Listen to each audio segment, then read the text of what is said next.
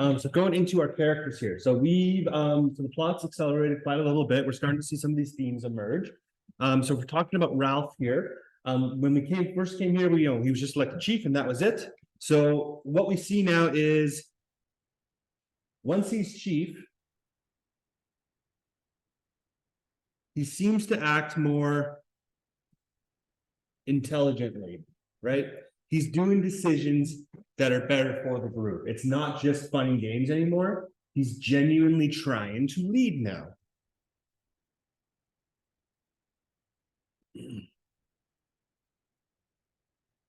And his priority is to get off the island, the fire. Shelter, fire.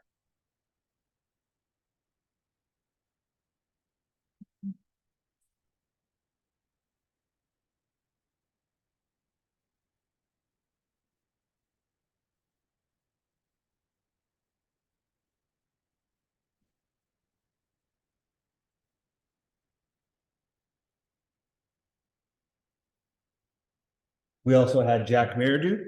And so again, when we left off here, he was really focused on impressions, but now what he really wants is he wants to hunt and feel powerful, right?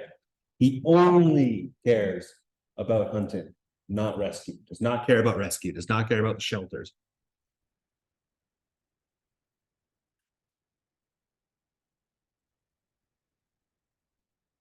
We also see that when he gets embarrassed or challenged, he resorts to violence.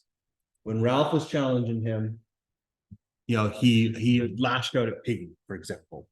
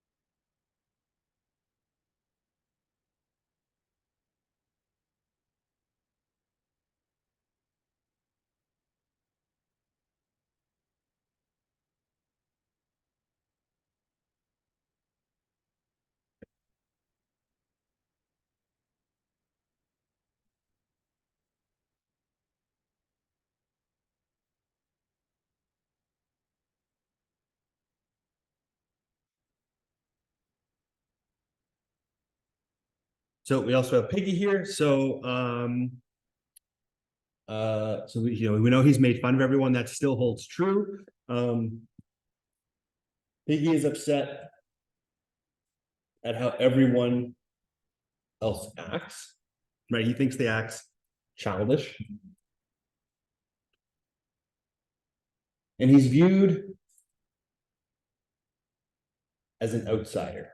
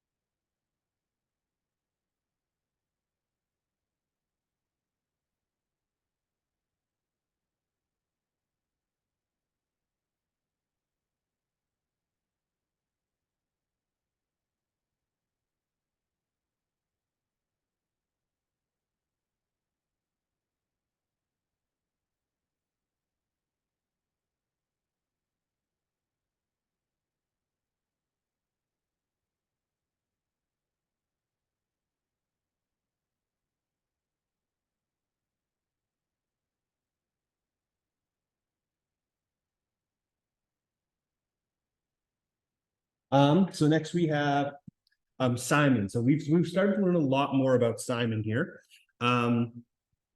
We've seen that he seems to be caring and nice, right? He was giving all the little ones like fruit and stuff. He was like to spend some time with them. He works for the community, right? He's the only person, the only other person who is helping out.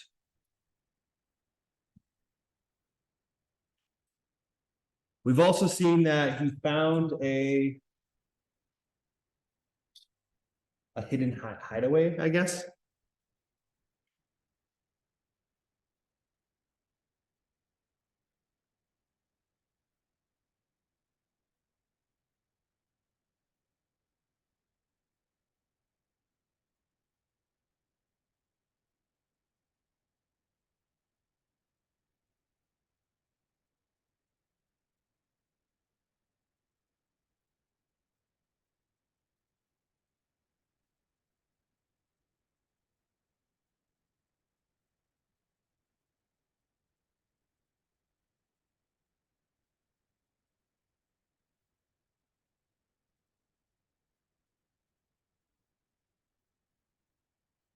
And next we're just going to go over Roger. There's not a lot to talk about yet. He will become more important in the story later.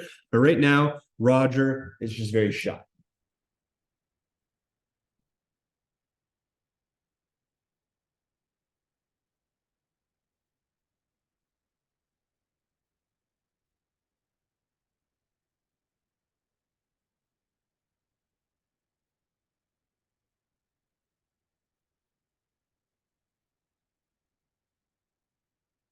Okay, so there's a couple things here that we can start going into objects, and we'll slowly start looking at what these represent. But right now, just what's their relevance to the story. So we have the beast, the beastie. Right now, this is something that the boys are afraid of,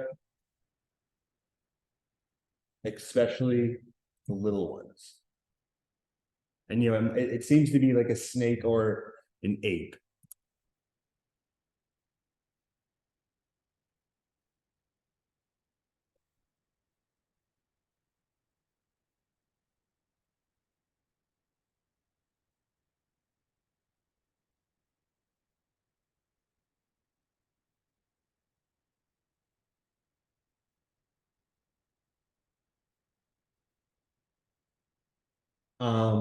We also have the conch shell. So this calls the group together. And it holds power in meetings.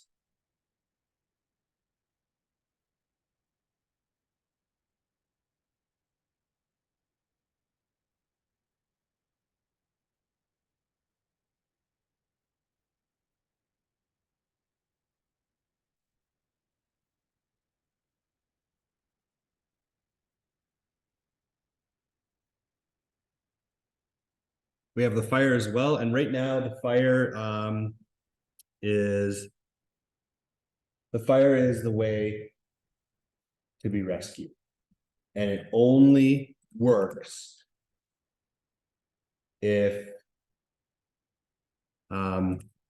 people work together on it, right? There needs to be dedication towards it.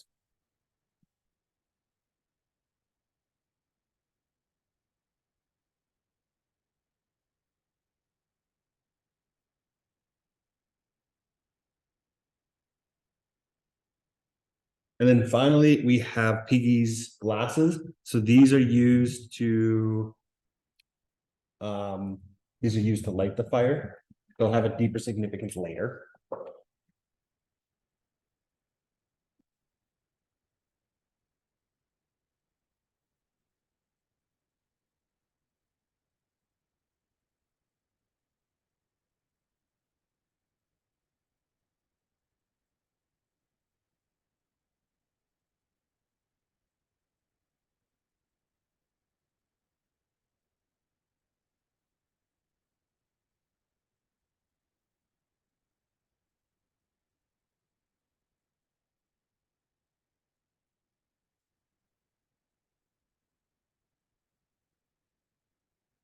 And so just below Piggy's glasses, there's going to end up being 3 deaths throughout this novel.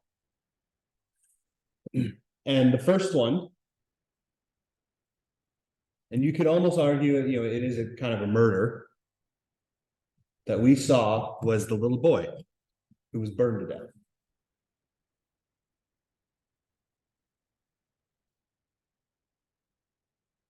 Presumably, he presumably burned to death.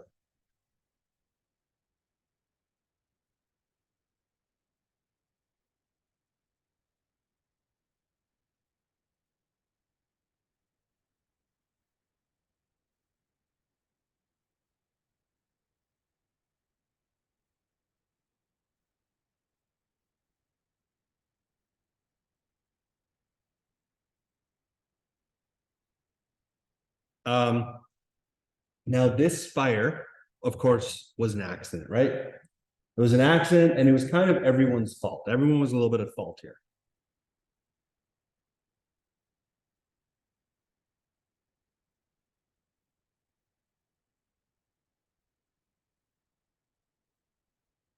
But overall, this is still, it wasn't, there was an innocent intentions, right? There was innocent intentions with this. When they built this giant fire, they didn't really understand that, it could spread to this other side. They didn't understand that. So it was not an intentional thing to hurt someone.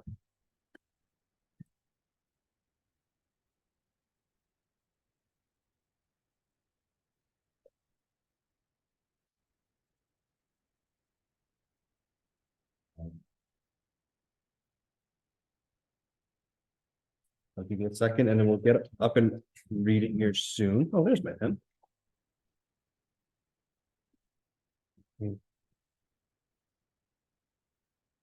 We'll get it so that you're able to get caught up with it. So I think we're gonna try and read up to, we're gonna try and finish chapter 7. I don't know if we're gonna do it, but we're gonna try. I just want to get us back on schedule. Okay, so I'll give you a second. So this is on, I don't know what page number it is for you, but it's chapter 5. Check some water.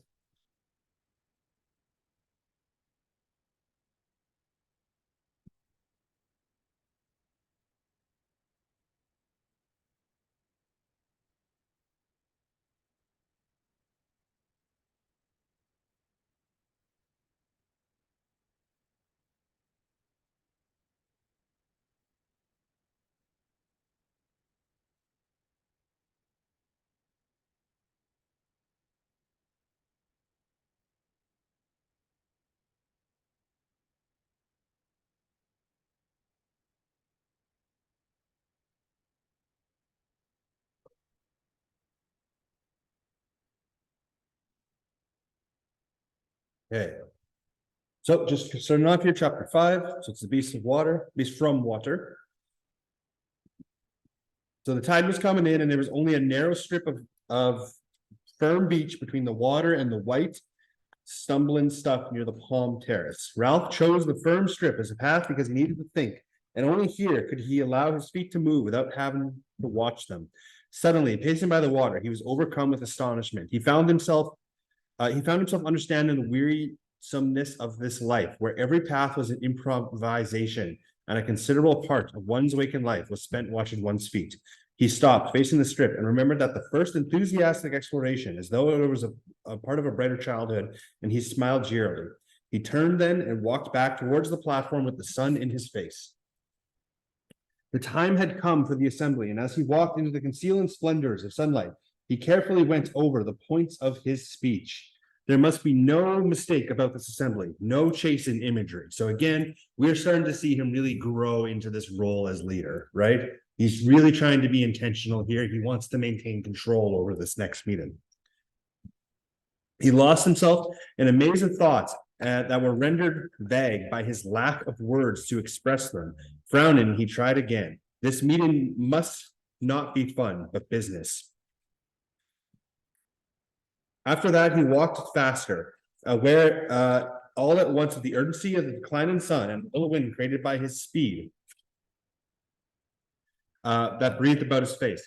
The wind pressed his gray shirt against his chest so that he noticed in a new mood of comprehension how the folds were stiff like cardboard and unpleasant. Noticed too how the frayed edges of his shorts were making an uncomfortable pink area on the front of his thigh. And with a convulsion of mind, Ralph discovered dirt and decay, understood how much he disliked perpetually flicking the tangled hair out of his eyes. And at last, when the sun was gone, rolling noisily to rest among the dry leaves, at that he began to trot.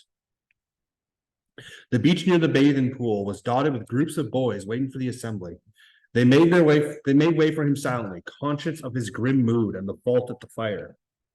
The place of the assembly at which he stood was roughly a triangle, but irregular and sketchy, like everything they made. First there was the log on which he himself sat, a dead tree that must have been exceptionally big for the platform.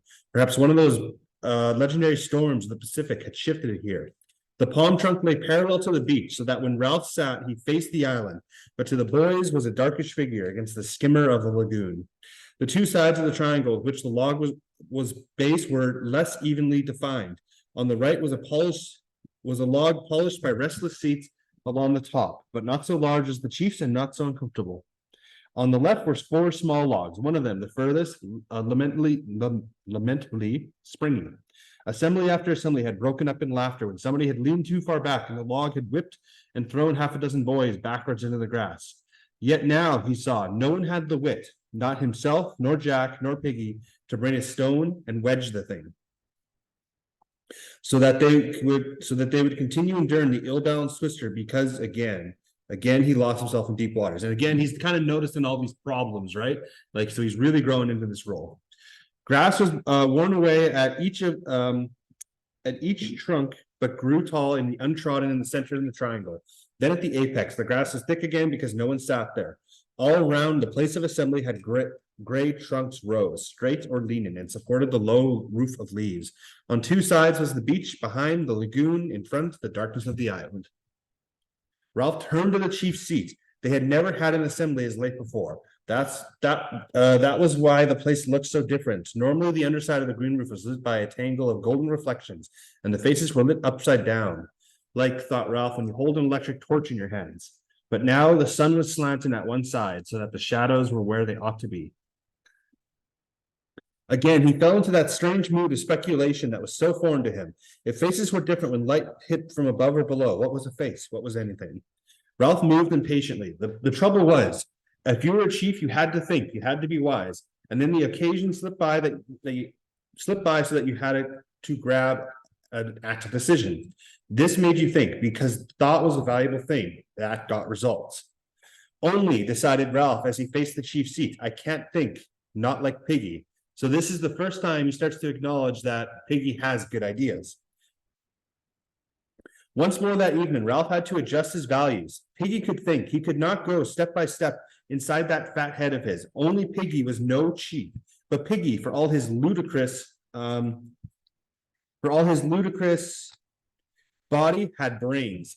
Ralph was a specialist in thought now and could recognize thought in another. So again, this is where he really starts to value what Piggy can actually do and offer. That's Ralph, right? This is Ralph. Yeah. So Ralph is kind of understanding that Piggy has really good ideas, but he also says Piggy is no leader, which is probably fair. You need a little bit of charisma, right? Like, you know, it doesn't matter how good your ideas are. You have to convince other people your ideas are good. And Piggy cannot do that. So again, so Ralph's a specialist in thought now. He could recognize thought in another. So he's really understanding now. The sun in his eyes reminded him how much time was passing as he took the conch down from the tree and examined the surface. Exposure to the air had bleached the yellow and pink to near white and transparency. Ralph had felt a kind of affectionate reverence for the conch, even though he had fished the thing out of the lagoon himself. He faced the place of the assembly and put the conch to his lips. The others were waiting for this and came straight away. Those who were aware that a ship had passed while the fire was out were subdued by the thought of Ralph's anger, while those, including the little ones who did not know, were impressed by the general air of solemnity. The place of the assembly filled quickly. Jack, Simon, Maurice, most of the hunters on Ralph's right, the rest on the left, under the sun. Piggy came and stood outside the triangle. This indicated that he wished to listen, but he would not speak, and Piggy intended it as a gesture of disapproval. So really, if you're thinking about the layout of this, so we have the hunters and Jack on the right, we have everyone else on the left, and we have Piggy on the outside. This is the symbol for there's one group, there's another group, and Piggy's on the outside of everybody. The thing is, we need an assembly. No one said anything, but the faces turned to Ralph were intent. He flourished the conch. He had learned as a practical business that fundamental statements like this had to be said at least twice before everybody understood them. One had to sit, attracting all eyes to the conch, and drop words like heavy round stones among the little groups that crouched or squatted. He was searching his mind for simple words so that even the little ones would understand what the assembly was about. Later, perhaps, practiced debaters, Jack, Maurice, Piggy, would use the whole art to twist the meeting, but now, at the beginning, the subject of the debate must be laid out clearly.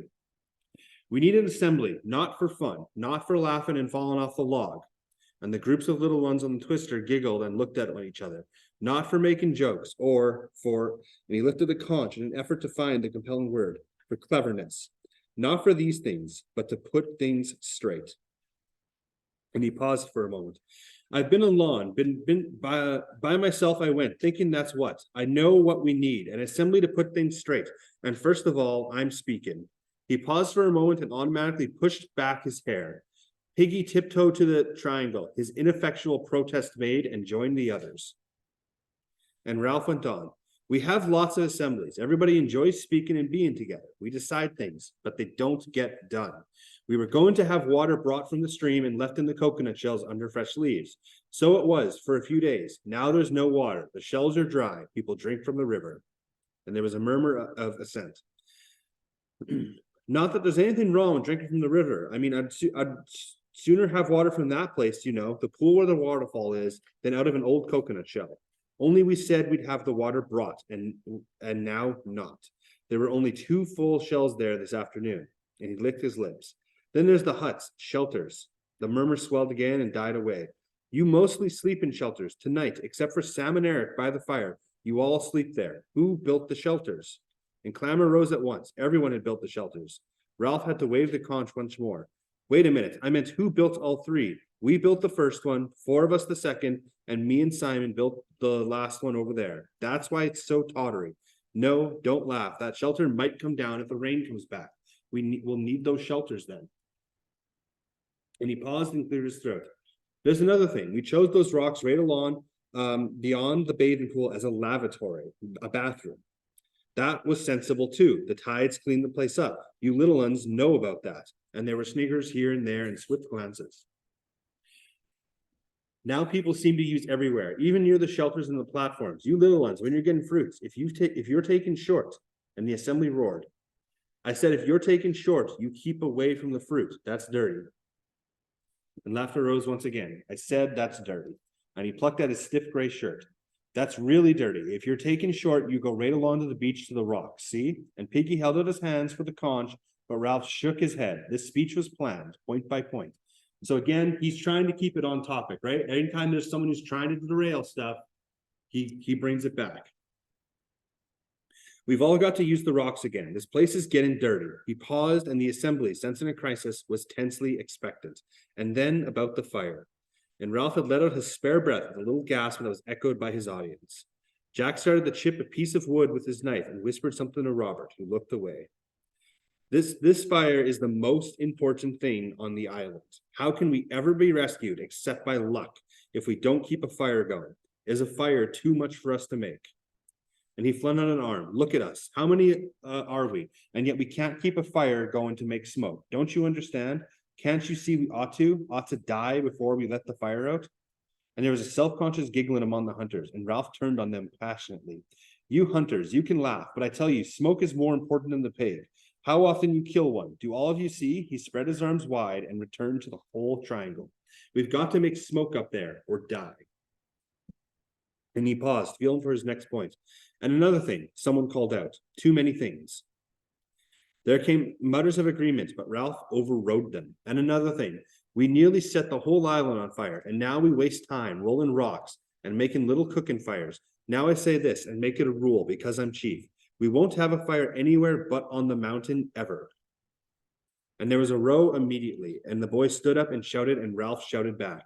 Because if you want a fire to cook fish or crab, you can jolly well go up the mountain. That way we'll be certain. And hands were reaching for the conch in the light of the setting sun, and he held on and leapt on the trunk. And this I meant to say, now I've said it. You voted me for chief, now you do what I say. They quieted slowly and at last receded again. Ralph dropped down and spoke in his ordinary voice. So remember, the rock's for a laboratory. Keep the fire going and the smoke showing a signal. Don't take fire from the mountain and take your food up there. So he summarizes it after all of this. So he summarizes all the main points.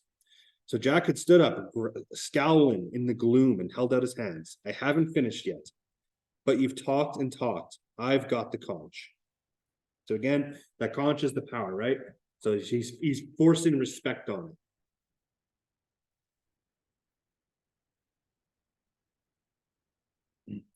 it. Then the last thing, this is what people can talk about.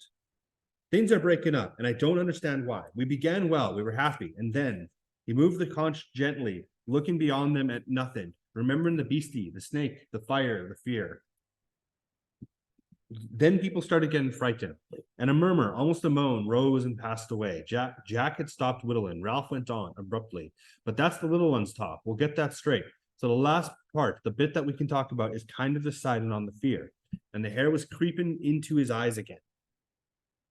We've got to talk about this fear and decide that there's nothing in it. I'm frightened myself sometimes, but only that's nonsense. Like bogeys, this is what we've decided. We can start again and be careful about things like fire. A picture of 3 boys walking along the bright beach flitted through his mind, and be happy.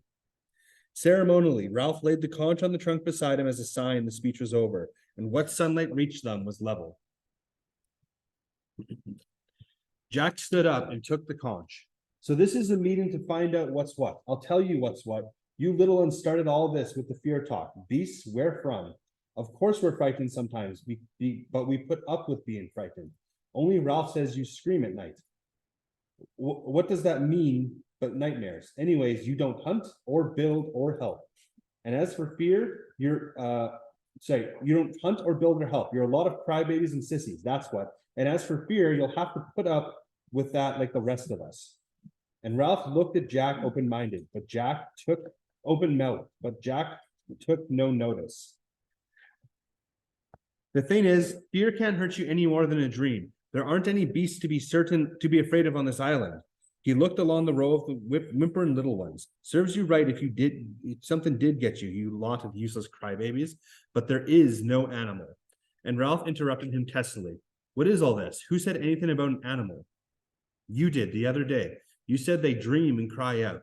Now they talk, not only the little ones, but my hunters sometimes. Talk of a thing, a dark thing, a beast, some sort of animal, I've heard. You thought not, didn't you? Now listen, you don't get big animals on small islands, only pigs. You only get lions and tigers in big countries like Africa and India and the zoo. I've got the conch. I'm not talking about fear. I'm talking about the beast. Be frightened if you like, but as for the beast, and Jack paused, cradling the conch, turned to his hunters with their dirty black caps. Am I a hunter or am I not? And they nodded simply. He was a hunter, all right. No one doubted that. Well then, I've been all over this island by myself. If there were a beast, I would have seen it. I'd be frightened because you're like that, but there is no beast in the forest. And Jack handed back the conch and sat down. The whole assembly applauded him with relief. And then Piggy held out his hand. I don't agree with all that Jack said, but with some. Of course there isn't a beast in the forest. How could there? What would the beast eat? Pig. We eat pig. Piggy. I got the conch, said Piggy indignantly. Ralph, you ought to shut up. They ought to shut up, aren't they? You shut up, you little ones. What I mean is that I don't agree with this fear. Of course, there isn't nothing to be afraid of in the forest. Why, I've been there myself. You'll be talking about ghosts and such things next. We know what goes on, and if there's something wrong, there's someone to put it right. And he took off his glasses and blinked at them. The sun had gone as if the light had been turned off. He proceeded to explain, if you get a pain in your stomach, whether it's a little one or a big one, and yours is a big one, and when you're done laughing, perhaps we can get on with the meeting. And if them little ones climb back on the twister again, they'll only fall off in a sec.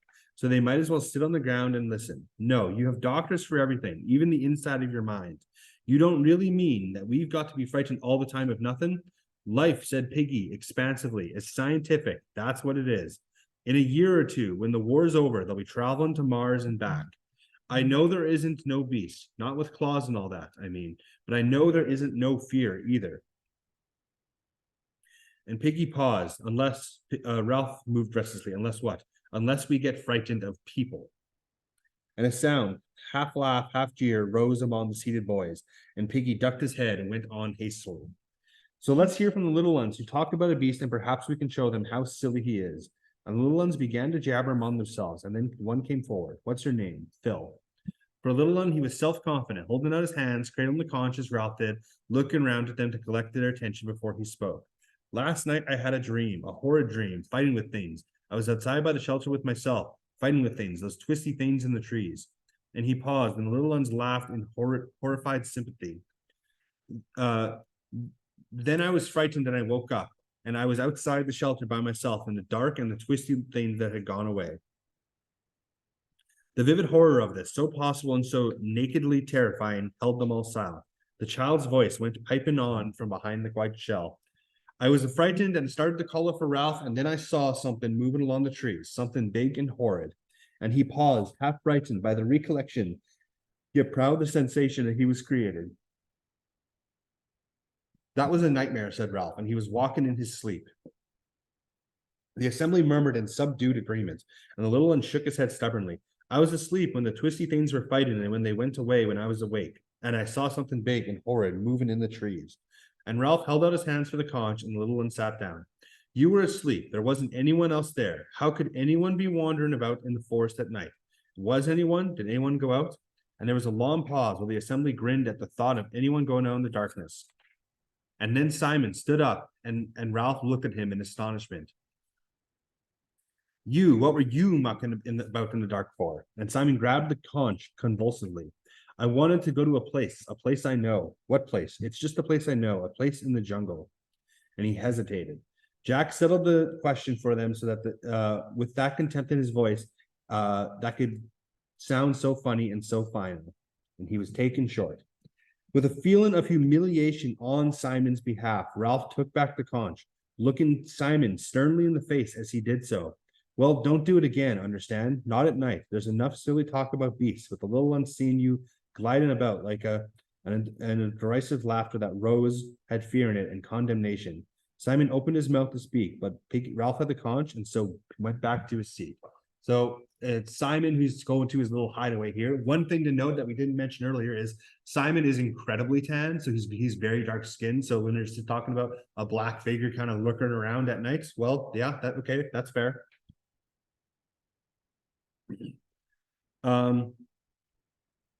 When the assembly was silent, Ralph turned to Piggy. Well, Piggy, there was another one. Him. The little ones pushed Percival forward, that left him by himself.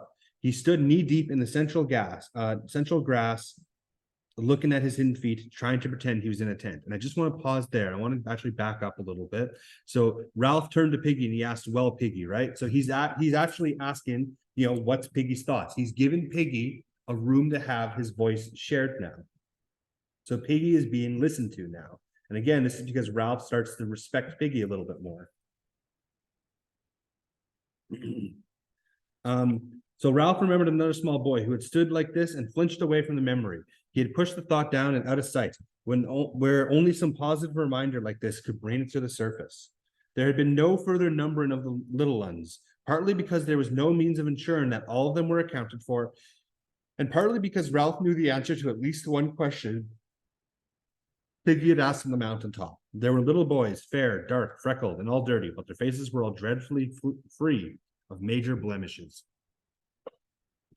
No one had seen the mulberry-colored birthmark again, but that time Piggy had coaxed and bullied, tactily admitting that he remembered the unmentionable. Ralph nodded to Piggy. Go on, ask it.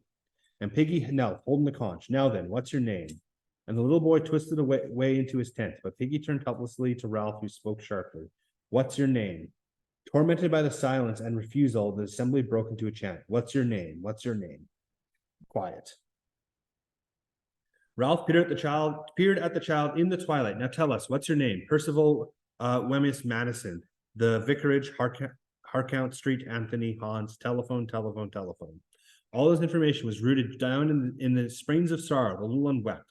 His face puckered and tears leapt from his eyes. His mouth opened till they could see a square black hole, and at first he was a silent effigy at sorrow, but then lamentation rose out of him, loud and sustained as the conch. Shut up, you, shut up. And Percival Wemyss Madison would not shut up. A spring had been tapped far beyond the reach of authority or even physical intimidation.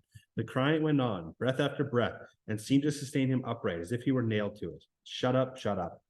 For now the little ones were no longer silent. They were reminded of their personal sorrows and perhaps felt themselves to share in a sorrow that was universal.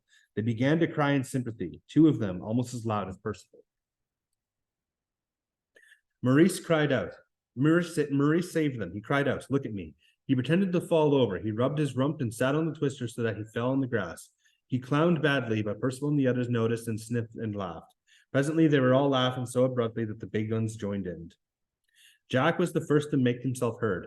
He had not got the conch and thus spoke against the rules, but nobody minded. And what about the beast? Something strange was happening to Percival. He yawned and staggered so that Jack seized and shook him up. Where does the beast live? And Percival sagged in Jack's grip. That's a clever beast, said Piggy, jeering, if it can hide on this island. Jack's been everywhere. Where could a beast live? Beast my foot. And Percival muttered something and the assembly laughed, and Ralph leaned forward. What does he say? Jack listened to Percival's answer and then let go of him. Percival, released, surrounded by the comfort and presence of humans, fell in the long grass and went to sleep. Jack cleared his throat and then reported casually. He says the beast comes out of the sea. The last laugh died away, and Ralph turned involuntary, a black humped figure against the lagoon. The assembly looked with him, considering against the vast stretches of water, the high sea beyond, the unknown indigo of infinite possibilities, heard silently the sough and whisper from the reef. And Maurice spoke so loudly that they jumped. Daddy said they haven't found all the animals in the sea yet. An argument started again, and Ralph held out the glimmering conch, and Maurice took it obediently. The meeting subsided. I mean, when Jack says you can be frightened because there are people. I mean, when Jack says you can be frightened because people are frightened anyway, that's all right. But when he says there's only pigs on this island, I expect he's right.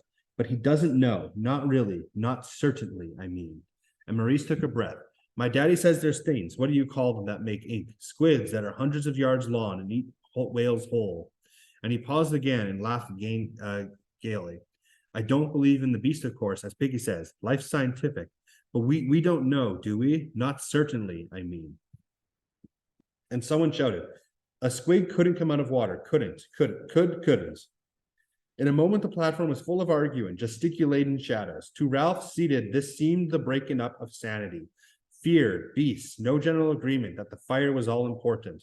And when one tried to get the thing straight, the argument sheared off, bringing up fresh, unpleasant matters. So again, this is Ralph's big effort to try and get people to really focus on the fire, and Ralph is kind of seeing this complete devastation and breakdown.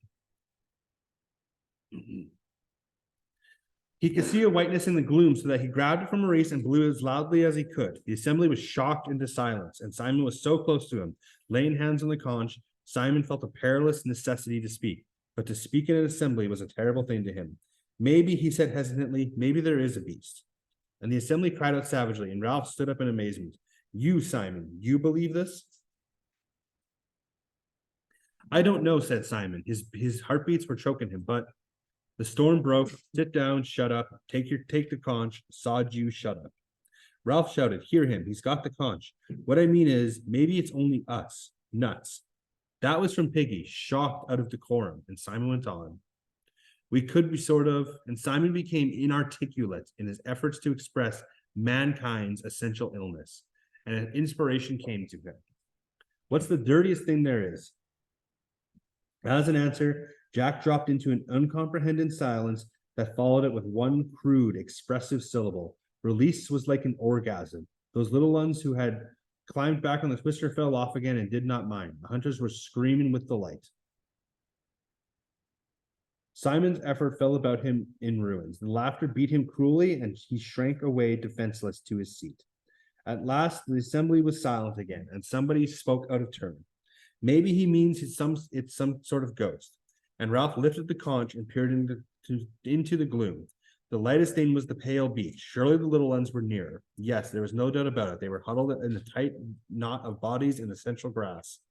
A flurry of wind made the palms talk, and the noise seemed very loud, now that darkness and silence made it so noticeable. The two gray trunks rubbed each other with an evil squeaking that no one had noticed by day. Piggy took the conch out of his hands, and his voice was indignant. I don't believe in no ghosts, ever. Jack was up too, unaccountably angry. Who cares what you believe, fatty? I've got the conch. There was a sound from the back tussle, and the conch moved to and fro. You, give me the conch back. And Ralph pushed between them and got a thump on the chest. He wrestled the conch from somebody and sat down breathlessly. There's too much talk about ghosts. We ought to have left all this for daylight. And a hushed and anonymous voice broke in. Perhaps that's what the beast is, a ghost. And the assembly was shaken as by a wind.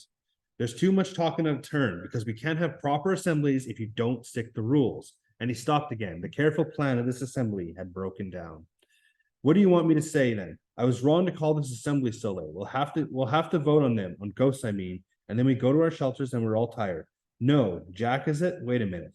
I'll say here now that I don't believe in ghosts. I don't think I do, but I don't like the thought of them. Now, not now that is in the dark, but we were going to decide what's what. He raised the conch for a moment. Very well then. I suppose what's what is whether there are ghosts or not. He thought for a moment, formulating the questions. Who thinks there may be ghosts? And for a long time, there was silence and no apparent movement. And then Ralph peered into the gloom and made out his hands. He spoke flatly. I see.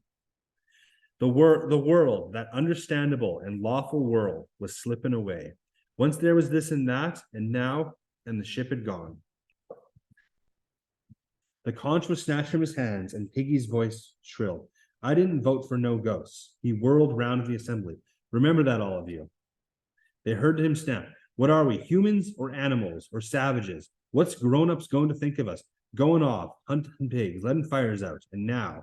So those last 10 lines are pretty massive if you ever write about that.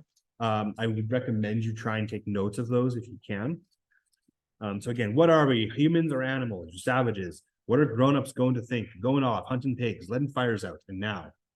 And a shadow fronted him tempestuously. You shut up, you fat pig. And there was a moment's struggle, and the glimmering conch jigged up and down, and Ralph leapt to his feet. Jack, you haven't got the conch. Let him speak. Jack's face swam near him. And you shut up. Who are you, anyways? Sitting there, telling people what to do. You can't hunt, you can't sing. I was chief, I was chosen. Why should choosing make any difference? Just giving orders that don't make any sense. Piggy's got the conch. That's right. Favor Piggy, as you always do. Jack. Jack's voice sounded in bitter mimicry. Jack. The rules, shouted Ralph. You're breaking the rules. Who cares? Ralph summoned his wits because the rules are the only thing we've got. Rules are the only thing we've got. But Jack was shouting against them. Bollocks to the rules. We're strong. We'll hunt. If there's a beast, we'll hunt it down. We'll close in and beat and beat and beat. And he gave a wild whoop and leaped down to the pale sound. At once the platform was full of noise and excitement, scrambling, screams, and laughter. The assembly shedded away and became a discursive and random scatter from the knights to the water and away along the beach. Beyond night sight, Ralph found his cheek touching the conch and took it out from Piggy. What's grown-ups going to say? Cried Piggy again. Look at him. The sound of mock hunting, hysterical laughter, and real terror came down from the beach. Blow the conch, Ralph. Piggy was so close that Ralph could see the glint of one of his glasses. There's the fire, can't they see? You gotta be tough now, make them do what you want. And Ralph answered in the cautious voice of one who rehearses the theorem.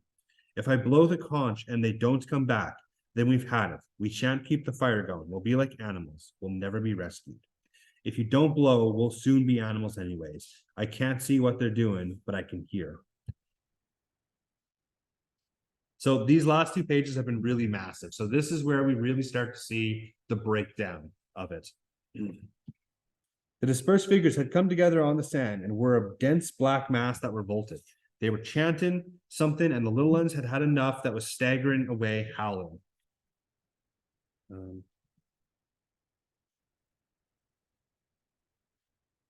Staggering away, howling. Ralph had raised the conch to his lips and then lowered it.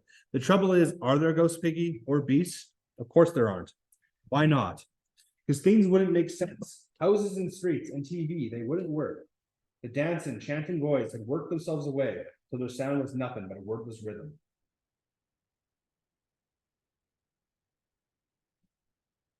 But suppose that don't make sense, not here on this island. Supposing they are watching us and waiting. Ralph suddenly shuddered violently and moved closer to Piggy so that they bumped frighteningly. You stop talking like that. We've got enough trouble, Ralph. And as I've had as much as I can stand, if there is ghosts, I have to give up being chief. Hear him.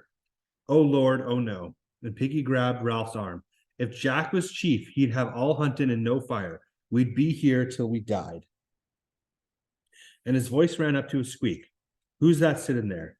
Me, Simon. Fat lot of good we are, said Ralph. 3 blind mice. I'll give up. If you give up, said Piggy in an appalled whisper, what had happened to me? So Piggy understands that if Jack loses power, Piggy's going to be just bullied horrendously. So if you give up, said Piggy in an appalled voice, what had happened to me? Nothing. He hates me. I don't know why. If you could do what he wanted, you'd be all right. He respects you. Besides, you'd hit him. You were having a nice fight with him just now. I had the conch, said Piggy simply. I had a right to speak. And Simon stirred in the dark. Go on being chief. You shut up, young Simon. Why couldn't you say there wasn't a beast? I'm scared of him, said Piggy, and that's why I know him. I know you're scared of someone you hate him, but you can't stop thinking about him. You kid yourself. He's all right, really. And then when you see him again, it's like asthma. You can't breathe. I tell you, he hates you too, Ralph. Me? Why me? I don't know. You got him over the fire, and you're chief, and he isn't. So again, Jack is jealous. So he sort of he understands if Jack loses power, is it Ralph? Oh, sorry, Ralph. Yeah. So if Ralph loses power, then Piggy's like, Ralph is the only one who was giving Piggy a voice here, right? So it's his lifeline. If Ralph is not chief anymore, if now Ralph's not listened or respected you anymore, Piggy's going to be the first to go. He's already an outsider.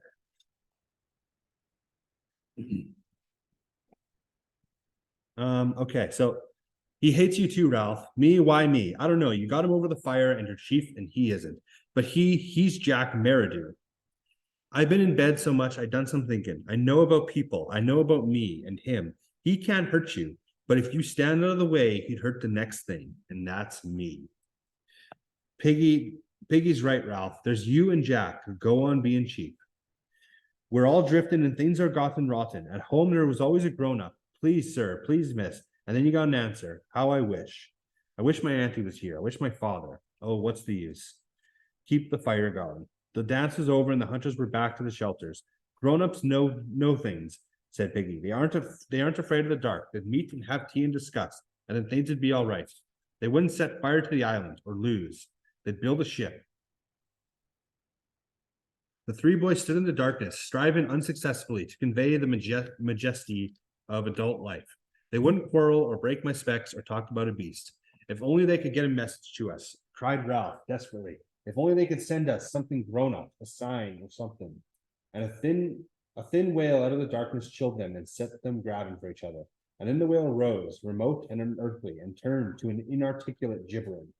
Percival Wemyss Madison of the Vicarage, Harcount St. Anthony, lying in the long grass, was living through circumstances in which the incantation of his address was powerless to help him.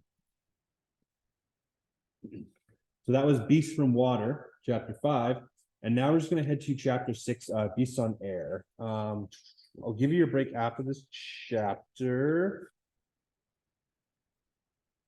Yeah, I'll give you a break after this chapter here. So it might go a little bit over, might go a little under. We'll see. So chapter 6, Beasts from Air. There was no light left save that of the stars. When they had understanding what made this ghostly noise, and Percival was quiet again. Ralph and Simon picked him up unhandedly and carried him to a shelter. Piggy hung about near for all his brave words, and then the 3 bigger boys went to the next shelter. They lay restlessly and noisily among the dry leaves, watching a patch of stars that was opening towards the lagoon. Sometimes a little one cried out from the other shelter, and once a big one spoke in the dark. Then they too fell asleep. A sliver of moon rose over the horizon, hardly large enough to make a path of light, even when it sat down on the water. But there were other lights in the sky that moved fast, winked or went out, though not even a faint poppin came down from the battle fought at 10 miles height. But a sign came down from the worlds of grown-ups, though at the time there was no child awake to read it.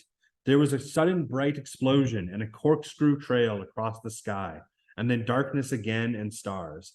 There was a speck above the island, a figure dropping swiftly beneath the parachute, a figure that hung with dangling wings. The change in winds of various altitudes took the figure where they would. Then 3 miles up, the wind steadied and bore it in a descending curve, and round the sky and swept it in a great slant across the reef and the lagoon towards the mountain. The figure fell and crumpled along the blue flowers of the mountainside, but now there was a gentle breeze at this height, and the parachute flopped and banged and pulled. So the figure, with feet that dragged behind it, slid up the mountains. Yard by yard, puff by puff, the breeze hauled the figure through the blue flowers, over the boulders and the red stones, till it lay huddled among the shattered rocks of the mountaintop. Here, the breeze was fitful and allowed for the strings of the parachute to tangle and festoon, and the figure sat, its helmeted head between its knees, held by a complication of lines. When the breeze blew the lines with strained taunts, and some accident of this pole lifted the head and chest upright, so that the figure seemed to peer across the brow of the mountain. Then each time the wind dropped, the lines would slacken, and the figure bow dropped again, sinking its head between its knees. So as the stars moved across the sky, the figure sat on the mountaintop, bowed and sank and bowed again. So basically, there was a dogfight with planes up in the sky. Oh, hello. Hey, sorry to bother you, please. Okay, so continuing on. In the darkness of the early morning, there were noises by a rock a little way down from the side of the mountain, and the two boys rolled out a pile of bushwood and dead leaves, two dim shadows, talking sleepily to each other. They were the twins on duty at the fire. In theory, one should have been asleep and one the watch, but they could never manage to do things sensibly if that meant acting independently. And since staying awake all night was impossible, they both had gone to sleep. Now they approached the darker smudge that had been the signal fire, yawning, rubbing their eyes, and treading with practiced feet. When they reached it, they stopped yawning, and one ran quickly back for brushwood and leaves, and the others knelt down. I believe it's out. He fiddled with the sticks that were pushed into his hands. No, he lay down, put his lips close to the smudge, and blew softly. His face appeared, lit redly. He stopped blowing for a moment. Sam, give us tinderwood. Eric bent down and blew softly again till the patch was bright, and Sam poked the piece of tinderwood into the hot spot, and then a branch. The glow increased, and the branch took fire, and Sam piled on more branches. Don't burn the lot, said Eric. You put it on too much. Let's warm up. We'll only have to fetch more wood. I'm cold. So am I. Besides, it's dark all right. Eric squatted back and watched Sam make up the fire. He built a little tent of dead wood, and the fire was safely alight. That was neat. He'd have been waxy, huh? For a few moments, the twins watched the fire in silence, and then Eric sneered. Wasn't he waxy? About the fire and the pig. Luckily, he went for Jack instead of us. Huh? Remember old Waxy at school? Boy, you are driving me slowly insane. The twins shared their identical laughter, and then remembered the darkness and the other things that glanced round uneasily.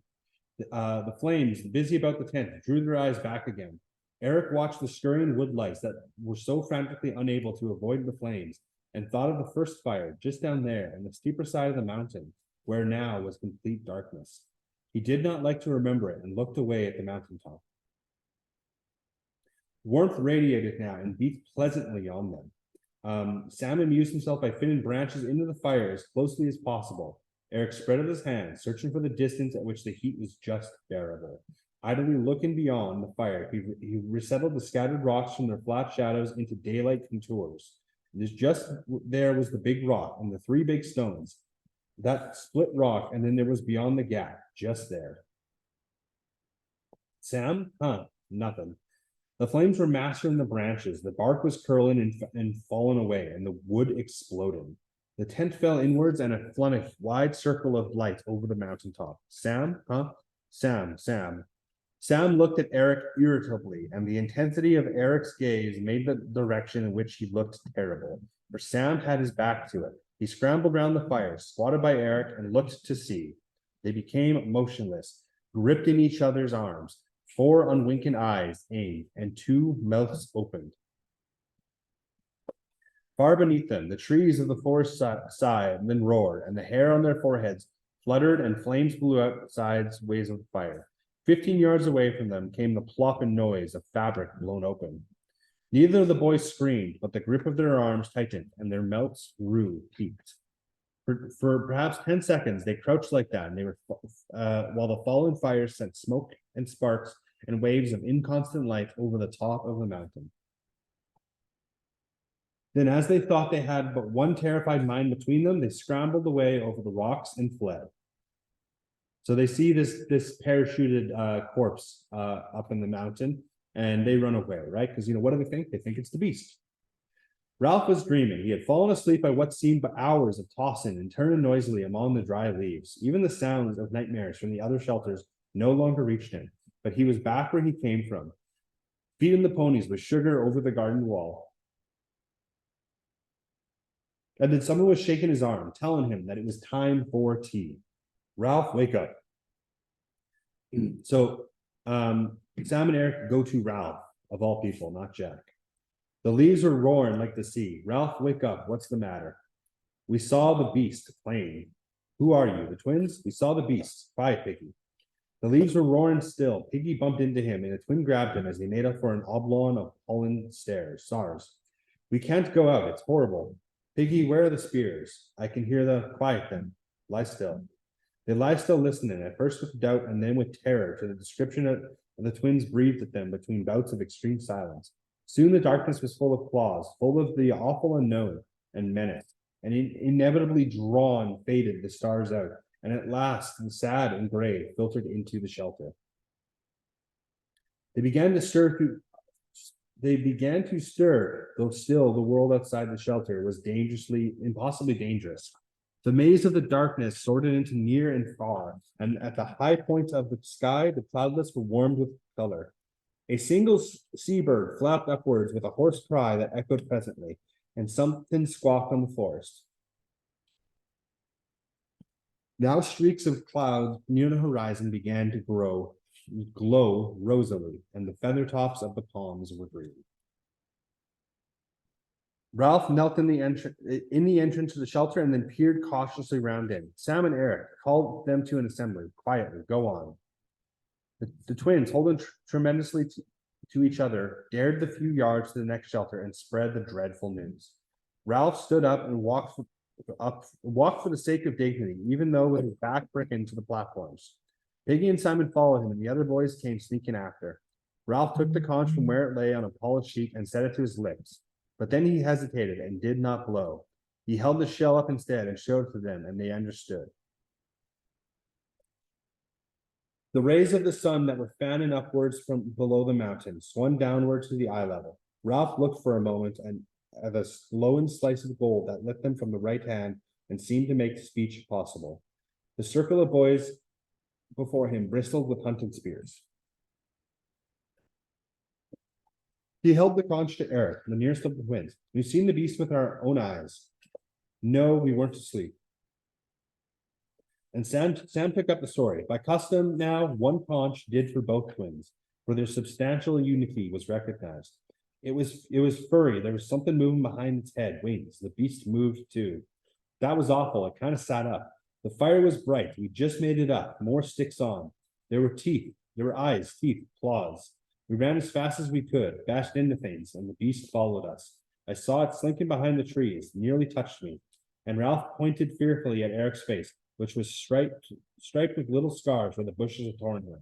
How did you do that? Eric felt his face. I'm all rough. Am I bleeding? The circle of boys shrank away in horror. Johnny, yawning still, burst into noisy tears and was slapped by Bill till he choked on them. The bright morning was full of threats, and the circle began to change. It faced out rather than in, and the spears of sharpened wood were like fence. Jack called them back to the center. This is a real hunt. Who will come? And Ralph moved impatiently. These spears are made of wood. Don't be silly. And Jack sneered at him. Frightened? Of course I'm frightened. Why? Who wouldn't be? And he turned to the twins, yearning but hopeless. I hope you aren't pulling our legs. And their reply was too emphatic for anyone to doubt him. And Pinky took the conch. Couldn't we kind of stay here? Maybe the beast won't come near us. But for the sense of something watching them, Ralph would have shouted at him. Stay here and be cramped into this bit of the island, always on the lookout. How will we get our food? And what about the fire? Let's be moving, said Jack restlessly. We're wasting time. No, we're not. What about the little ones? Sucks to the little ones. Someone has to look after them. Nobody has so far. There was no need. Now there is. Piggy will look after them. That's right. Keep Piggy out of danger. Have some sense. What can Piggy do with only one eye? And the rest of the boys were looking from Jack to Ralph, curiously. Another thing, you can't have an ordinary hunt because the beast doesn't leave tracks. And if you did, you'd have seen them. For all we know, the beast may swing through the trees like what's its names. They nodded. So we've got to think. Ralph took off his damaged glasses and cleans the remaining lens. How about us, Ralph? You haven't got the conch here. So again, he's trying to enforce these rules even now. I mean, how about us? Suppose the beast comes when you're all away. I can't see proper, and if I get scared, Jack broke in contemptuously. You're always scared. I've got the conch. Conch, shouted Jack. We don't need the conch anymore. We know who ought to say things. What good did Simon do speaking, or Bill, or Walter?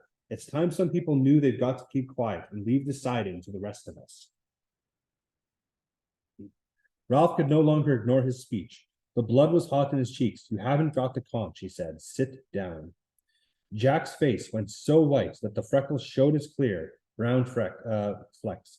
He licked his lips and remained standing. This is a hunter's job. And the rest of the boys watched intently. Piggy, finding himself uncomfortably embroiled, slid the conch to Ralph's knees and sat down. The silence grew oppressive, and Piggy held his breath. This is more than a hunter's job, said Ralph at last, because you can't track the beast, and don't you want to be rescued? He turned to the assembly. Don't you all want to be rescued? He looked at Jack. I said before, the fire is the main thing. Now the fire must be out. Now the fire must be out. And the old exasperation saved him and gave him energy to attack. Sorry, one thing. And gave him energy to attack. You haven't anyone any sense? We've got to relight that fire. You never thought of that, Jack, did you? Or don't any of you want to be rescued? They wanted to be rescued. There was no doubt about that. And with a violent swing to Ralph's side, the crisis passed. Piggy let out his breath with a gasp, reached forward again and failed. He lay against his log, his mouth gaping, blue shadows creeping round his lips, and nobody minded him. So he's having an asthma attack.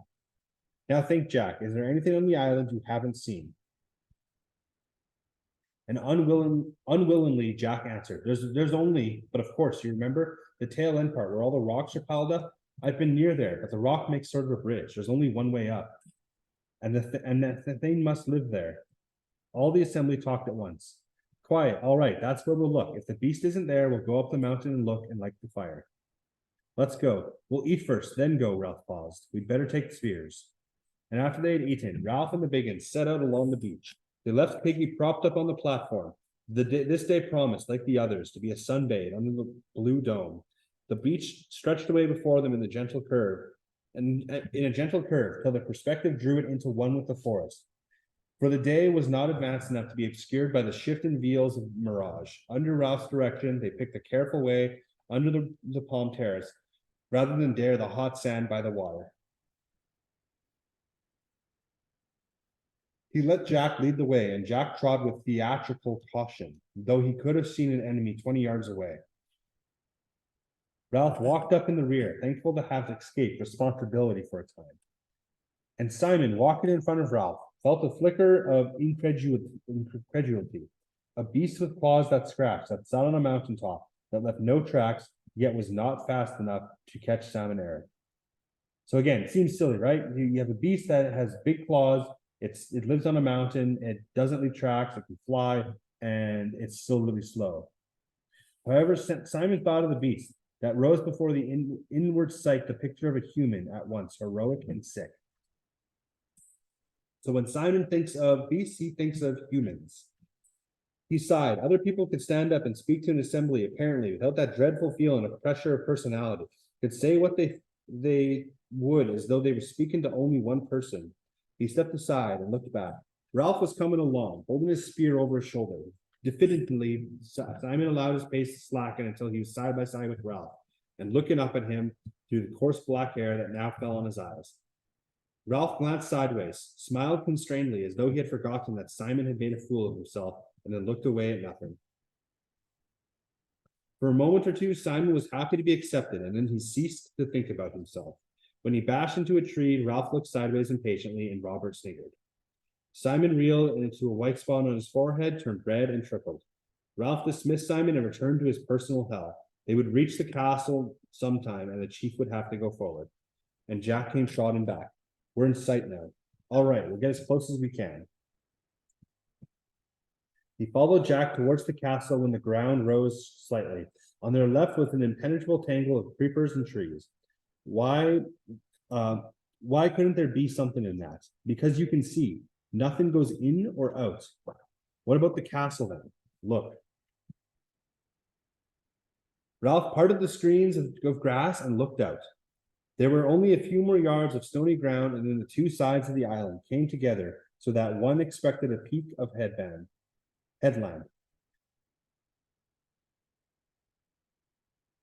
But instead of this long, narrow ledge of rock, a few yards wide and perhaps 15 long, continued the island out into the sea.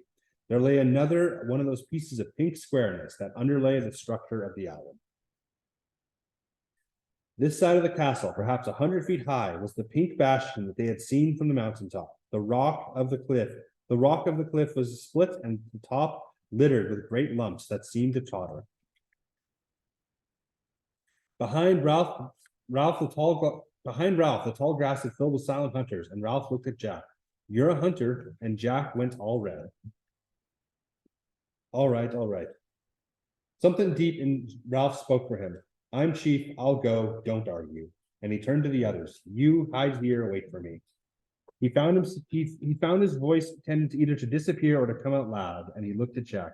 Do you think? Jack muttered, I've been all over the place. It must be here. And I see. Simon mumbled confusedly, I don't believe in the beast. And Ralph answered him politely, as if agreeing about the weather. No, I suppose not. His mouth was tight and pale. He put back his hair very slowly. Well, so long. He forced his feet to move until they carried him out on the neck of the land. He was surrounded on all sides by the chasm of empty air. There was nothing to hide, even if one did have to go on. He paused at the narrow neck and looked down. Soon, in a matter of centuries, the sea would make an island of the castle. On the right hand was the lagoon, troubled by the open sea, and on the left. Ralph shuddered. The lagoon had protected them from the Pacific, and for some reason only Jack had gone down there to the water on the other side. Now he saw the landsman view of the swell, and it seemed like a breathing of a stupendous creature. Slowly the water sank among the rocks, revealing pink tables of granite, strange growths of coral, pulp, and weed. Down and down the waters went, whimpering like a wind among the heads of the forest. There was one flat rock there, spread like a table, and the water sucking down on the four weedy sides made them seem like cliffs. Then the sleeping Leviathan breathed out. The waters rose, the weeds steamed, and the water boiled over the edge of the table rock with a roar.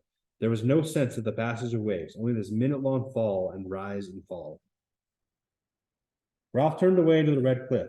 They were waiting behind him in the long grass, waiting to see what he would do. He noticed that the sweat on his palm was cool now, realized with surprise that he did not really expect to meet any beast, and didn't know what he would do about it if he did.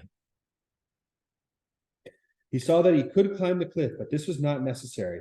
The squareness of the rock allowed for a sort of a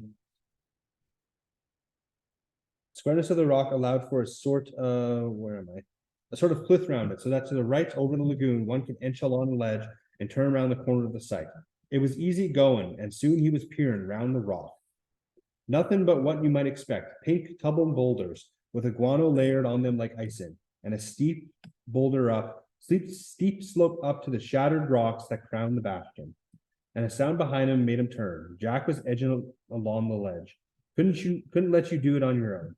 Ralph said nothing. He led the way over to the rocks, inspected a sort of half cave that held nothing more terrible than the clutch of rotten eggs, and at last sat down, looking round and tapping the rock with the butt of his spear. And Jack was excited. What a place for a fort. A column of spray wetted them. No fresh water. What's that then? There was indeed a long green smudge halfway up the rock. They climbed up and tasted the trickle of water. You could keep a coconut shell here, filling all the time. Not me, this is a rotten place. Side by side, they scaled the last height to where the diminishing pile was crowned by the last broken rock, and Jack struck the near one with his fist and grated it slightly. Do you remember? Consciousness of the bad times in between came to them both. Jack talked quickly. Shove a palm tree under that if an enemy came. Look, 100 feet below them was the narrow causeway, and then the stony ground, and then the grass dotted with heads, and behind that the forest. One heave, cried Jack, exultant, and we. He made a swooping sound with his hand, and Ralph looked towards the mountain. What's the matter? Ralph turned. Why? You were looking. I don't know how. There's no signal now, nothing to show. You're nuts on the signal. And the taunt blue sky encircled them, broken only by the mountaintop. That's all we've got. He leaned his spear against the rock and stone and pushed back 2 handfuls of hair. We have to go back and climb the mountain. That's where they saw the beast. So if you might have noticed this, so anytime that Ralph parts his hair, so his hair is always in front of his eyes. Anytime he moves it back. He's kind of turning it, into an adult. He's seeing the world logically. He doesn't have hair blocking his view. So he's doing that right now. So he pushed back 2 handfuls of hair. What does he say? He immediately says something sensible. We'll have to go back and climb the mountain. That's where they saw us. The beast won't be there, but what else will we do? The others waited in the grass, saw Jack and Ralph unharmed, and broke cover into the sunlight. They forgot the beast in the excitement of the exploration, and they swarmed across the bridge, and soon were climbing and shouting.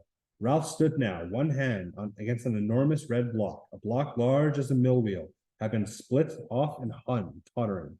Somberly, he watched the mountain, and he clutched his fist and beat hammer-wise on the red wall at his right. His lips were tightly compressed, and his eyes yearned beneath that fringe of hair. Smoke. He sucked on a bruised fist. Jack, come on. But Jack was not there. A knot of boys making their way through the noise had not noticed, were heaving and pushing at a rock. As he turned, the base cracked and the whole mass toppled into the sea with a thunderous plume of spray leapt halfway up into the cliff. Stop it. And his voice struck a silence among them. Smoke. A strange thing happened in his head. Something fluttered in front of his mind like a bat's wing, obscuring his ideas. Smoke. At once the ideas were back in anger. We want smoke, and you go wasting your time. You roll rocks. Roger shouted, we got plenty of time. And Ralph shook his head. We'll go to the mountain. The clamor broke out, and some of the boys wanted to go back to the beach. Some wanted to roll more rocks. The sun was bright, and the danger had faded with the darkness. Jack, the beast might be on the other side. You can lead again. You've been. We could go by the shore. There's fruit. And Bill came up to Ralph. Why can't we stay here for a bit? That's right. Let's have a fort. There's no food here, said Ralph, and no shelter. Not much fresh water. This would make a wizard fort. We can roll rocks right into the bridge. I say we'll go on, shouted Ralph furiously. We've got to make certain. We'll go now. Let's stay here. Back to the shelter. I'm tired. No. Ralph struck the skin off his knuckles. They did not seem to hurt. I'm chief. We've got to make certain. Can't you see the mountain? There's no signal showing. There might be a ship out there. And are all you off your rockers? And mutinously, the boys fell silent or muttering. Jack led the way down the rock and across the bridge. Okay, so let's head for our break there. So we'll come back at 10:55. Okay, so chapter 7, so shadows and tall trees. On chapter 6, they just started going for the beast. They found the hideouts, and Ralph has kind of lost control of his group.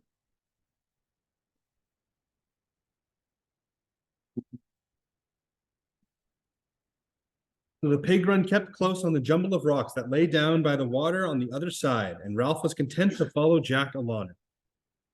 if you could shut your eyes and to the slow suck down the sea and the boil of the return, you could forget how done and uninvisited the Fernie converts on the other side, and there was a chance that you might put the beast out of your mind and dream for a while. The sun had swung over the vertical, and the afternoon heat was closing in on the island. Ralph had passed the message forward to Jack, and when they next came to the fruit, the whole party was stopped and ate. Sitting, Ralph was aware of the heat for the first time that day. He pulled distastefully at the gray shirt and wondered whether he might undertake the adventure of washing it.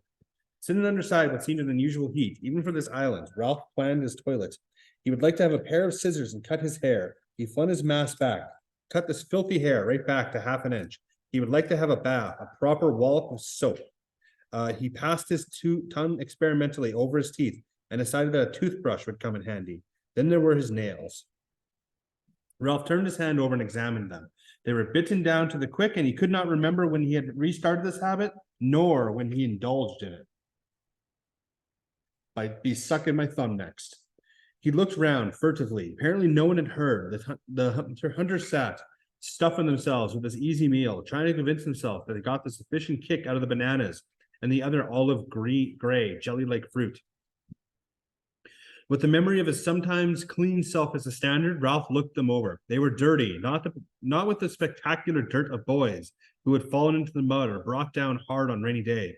Not one of them was an obvious subject for a shower, and yet hair, much too long, tangled here and there, knotted round a dead leaf or twig, faces cleaned fairly well by the process of eating and sweating, but marked in the less accessible angles with a kind of shadow, clothes worn away, stiff like his own with sweat, put on, not for decorum or comfort, but out of custom, the skin of the body, scurfy with brine.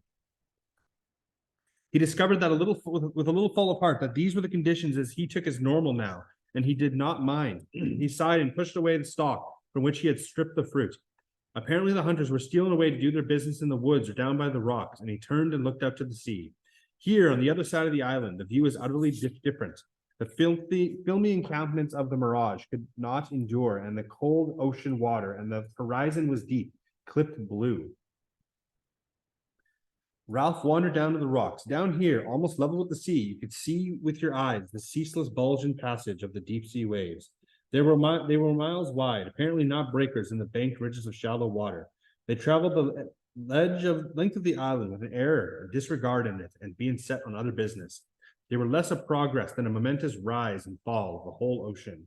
Now the sea would suck down, making cascades with the waterfalls of retreating water, would sink past the rocks and plaster down the seaweed like shining hair, then, pausing, gather, and rise with a roar, irresistibly swelling over the point and outcrop, climbing the little cliff. Sending at last an arm of surf up to a gully to end a yard or so away from him with the fingers of spray. Wave after wave, Ralph followed the rise and fall until something of the remoteness of the sea numbed his brain. Then gradually, the almost infinite size of this island forced himself on his attention. There was the divider, the barrier, the other side of the island, swathed at the midday with the mirage, defended by the shield of the quiet lagoon. One might dream of rescue, but here, faced by the brute obtuseness of this ocean, the miles of division, one was clamped down, one was helpless, one was condemned, one was. Simon was speaking almost in his ear. Ralph found that he had rocked painfully with gripped in both hands. He found his body arched, the muscles of his neck stiff, and his muscles strained open. So again, looking at Simon here, so Ralph found that Simon had rocked painfully gripped in his hands, found his body arched, the muscles of his neck stiff, and his mouth strained open. You'll get back to where you came from. Simon nodded as he spoke. He was kneeling on one knee, looking down from a higher rock with held both hands, his other leg stretched down to Ralph's level. Ralph was puzzled and searched Simon's face for a clue. It's so big, I mean. Simon nodded. All the same, you'll get back all right. I think so too, anyways. Some of the strain had gone from Ralph's body. He glanced at the sea and then smiled bitterly at Simon. Got a ship in your pocket? And Ralph grinned and then shook his head. How do you know then? When Simon was still silent, Ralph said curtly, "You're batty." Simon shook his head violently till the coarse black hair flew backwards and forwards across his face. "No, I'm not. I just think you'll get back all right." And for a moment, nothing more was said, and then suddenly smiled at each other. Roger called from the coverts, "Come and see." The ground was turning over near the pig run, and there were droppings that steamed. Jack bent down to them as he loved them. "Ralph, we need meat, even if we are hunting the other thing. If you mean going the right way, we'll hunt." They set off again. The hunters bunched a little by fear of the mentioned beast, while Jack busted ahead. They went more slowly than Ralph had bargained for, yet in a way he was glad to loiter, cradling his spear. Jack came up against some emergency of his craft, and as soon as the procession stopped, Ralph leaned against a tree, and at once the daydreams came swarming up. Jack was in charge of the hunt, and there would be time to get to the mountain. Once, following the father from Catherine to Devonport, they had lived in a cottage on the edge of the moon, in the succession of houses that Ralph had known.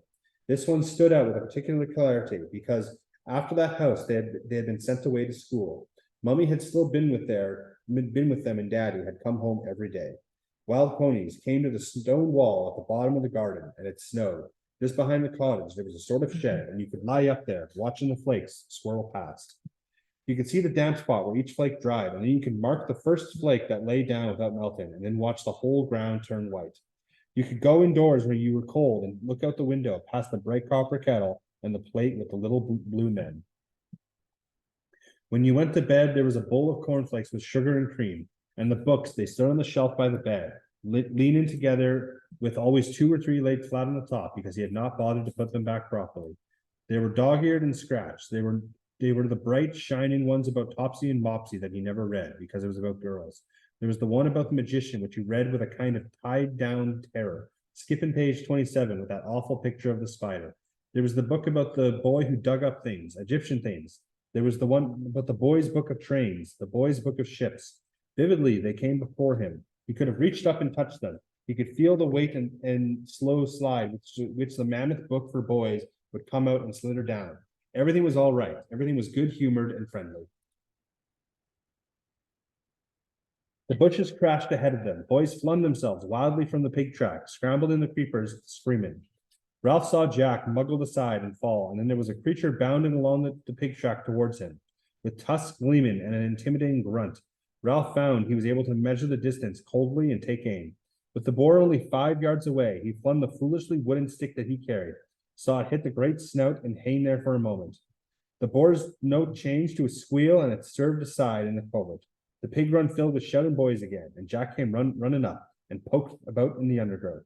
"Through here, but he'd do us." "Through here," I said, and the boar was floundering away from them. They found another pig run parallel to the first, and Jack faced away. Ralph was full of fright and apprehension and pride. I hit him. The spear stuck in. Now they came unexpectedly to an open space by the sea. Jack cast about on the bare rocks and looked nervous. "He's gone. I hit him," said Ralph again, and the pierce stuck in a bit. He felt the need of a witness. "Didn't you see me?" And Maurice nodded. "I saw you, right on his snout, And Ralph talked on excitedly. "I hit him all right. The spear stuck in. I wounded him." He stunned himself in their new respect and felt that hunting was good after all. "I walled him properly. That was the beast, I think." And Jack came back. "That wasn't the beast. That was a boar." "I hit him. Why didn't you grab him?" "I tried." And Ralph's voice ran up. "But a boar." Jack flushed suddenly. "You said he'd do us. What do you want to throw for? Why didn't you wait?" He held out his arms. "Look." He turned his little forearm from all to see. On the outside was a rip, not much, but bloody.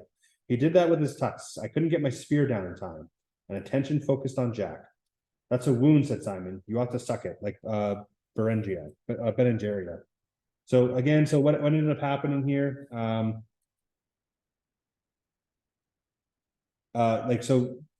Jack, couldn't kind of finish the kill off. And again, he's a little embarrassed here, right? He comes up with an excuse.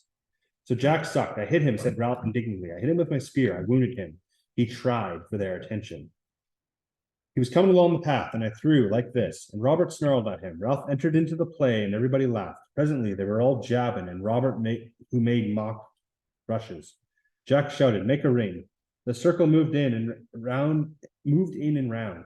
Robert squealed in mock terror, then in real pain. 'Stop, ow, stop it, you're hurting.' The butt end of a spear fell on his back, and he blundered among them. 'Hold him.' They got his arms and legs. Ralph, carried away by a sudden thick excitement, grabbed Eric's spear and jabbed at Robert with it. Kill him, kill him. At once, Robert was screaming and struggling with the strength of the frenzy. Jack had him by the hair and was brandishing his knife. Behind him was Roger, fighting to get close, and a chant rose ritually as the last moments of a dance or a hunt. 1 second. Just writing something.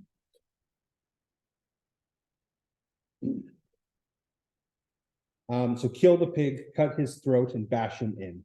Ralph too was fighting to get nearer. The desire to get near, to get that handful of that brown, vulnerable flesh. The desire to squeeze and hurt was overmastering. So he started his descent into savagery. Jack's arm came down, and the heaven circle cheered and made pig dying noises.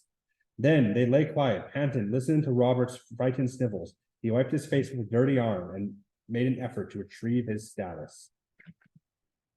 Ow, my bum. He rubbed his rump ruefully. Jack rolled over. That was a good game. Just a game, said Ralph uneasily. I got golly badly hurt at rugger once. We ought to have a drum, said Maurice. Then we could do it properly. And Ralph looked at him. How properly? I don't know. You want a fire, I think, and a drum, and you want to keep time to the drum. You want a pig, said Roger, like a real hunt, or someone to pretend, said Jack. You could get someone to dress up as a pig, and then he could act, pretend to knock me over and all that. You want a real pig, said Roger, still caressing his rump, because you've got to kill him. Use the little one, said Jack, and everybody laughed. Ralph sat up. Well, we shan't find what we're looking for at this rate. One by one, they stood up, twitching rags into place. Ralph looked at Jack. Now for the mountain. Shouldn't we go back to Piggy, said Maurice, before dark? And the twins nodded like one boy. Yes, that's right. Let's go up there in the morning. Ralph looked out and saw the sea. We've got to start the fire again. You haven't got Piggy's specs, said Jack, so you can't. Then we'll find out if the mountain's clear. And Maurice spoke, hesitating, not wanting to seem a punk. Supposing the beast is up there. And Jack brandished his spear. We'll kill it. The sun seemed a little cooler. He slashed with the spear. What are we waiting for? I suppose, said Ralph, if we kept on by the sea this way, we'll come up below the burnt bit and we can climb the mountain. And once more, Jack led them along the suck and heave of the blinding sea. Once more, Ralph dreamed, letting his skillful feet deal with the difficulties of the path. Yet here his feet seemed less skillful than before. For the most part, they were forced right down to the bare rock by the water and had to edge along between that and the dark luxuriance of this forest. There were little cliffs to be scaled, some to be used as path, some lengthy transverses where one could use hands as well as feet. Here and there, they could clamber over the wave-wet rock, leaping over the clear ponds and the tide had left. They came to a gully that split the bottom, and they peered awestrucken in the gloomy crack where the water gurgled. Then the wave came back, and the gully boiled before them, and the spray dashed up to the very creeper, so that the boys were wet and shrieking. They tried the forest, but it was thick and woven like a bird's nest, and in the end they had to jump one by one, wait until the water sank, and even so, some of them got a second drenching. After that, the rocks seemed to be growing impassable, so that they sat for a time, letting their rags dry, and watched the last clipping outlines of the rollers that moved so slowly past the island. They found fruit in a haunt of bright little birds that hovered like insects, and then Ralph said that they were going too slowly. He himself climbed a tree and parted the canopy and saw the square head of the mountain seemingly still a great way off. They tried to hurry on the rocks, and Robert cut his knee quite badly, and they had to recognize that this path must be taken slowly if they were to be safe. So they proceeded after that as if they were climbing a dangerous mountain until the rocks became an uncompromising cliff, overhung with impossible jungle and falling sheer into the sea. And Ralph looked at the sun critically. Early evening, at tea time, at any rate. I don't remember this cliff, said Jack, crestfallen, so this must be the bit of the coast I missed. And Ralph nodded. Let me think. By now, Ralph had no self-consciousness in public thinking, but he would treat the day's decision as though he were playing chess. The only trouble is that he was never a very good chess player. He thought of the little ones and Piggy. Vividly, he imagined Piggy by himself, huddled in the shelter that was silent except for the sounds of nightmare. We can't leave the little ones alone with Piggy, not all night. The other boys said nothing but stood round, watching him. If we went back, we should take hours. And Jack cleared his throat and said in a queer, tight voice, we mustn't let anything happen to Piggy, must we? And Ralph tapped his teeth with the dirty point of Eric's spear. If we go across, he glanced around him. Someone's got to cross the island and tell Biggie we'll be back after dark. And Bill spoke, unbelieving.